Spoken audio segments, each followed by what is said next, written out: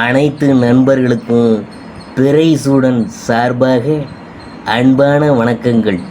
இந்த வீடியோ பிடித்திருந்தால் லைக் பண்ணுங்கள், ஷேர் பண்ணுங்கள், கமெண்ட் பண்ணுங்கள், மறக்காமல் சப்ஸ்கிரைப் பண்ணுங்கள். வாங்க வீடியோ பார்ப்போம். பங்குனி மாதத்தில் சூரிய கிரகணம், மீன ராசியில் கிரகங்களின் கூட்டணி, யாரெல்லாம் கவனமாக இருக்கணும் அதை பற்றி தான் பார்க்க போகிறோம்.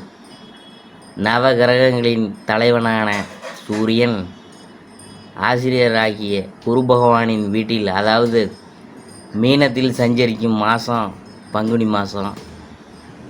மீன ராசியில் ராகுவுடன் சூரியன், சந்திரன், சுக்கிரன் இணைந்து பயணம் செய்ய போகும் இந்த மாதத்தில் சூரிய கிரகணம் நிகழப்போகுது. மீனராசியில் 4 கிரகங்களின் சேர்க்கையால் என்னென்ன பலன்கள் யாராருக்கெல்லாம் கிடைக்கப் போகிறது என்று நாம் பார்க்க போகிறோம். சூரிய கிரகணம் பங்குனி மாதம் 26ஆம் தேதி ஏப்ரல் 8ஆம் தேதி திங்கட்கிழமை இரவு சூரிய கிரகணம் நிகழ உள்ளது.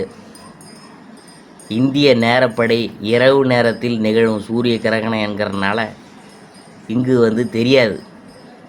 ராகுவுடன் சூரியன், சந்திரன் இணைந்து ராகு கிரகஸ்த சூரிய கிரகணம் நிகழப்போகுதே. மகர ராசி என்பர்களே, சூரியன் உங்கள் ராசிக்கு 3ஆம் இடத்தில் ராகு, சந்திரன், சுக்கிரனுடன் கூட்டணி சேர போகிறதுனால அடிக்கடி வெளியூர் போகிற நிலையெல்லாம் ஏற்படும்.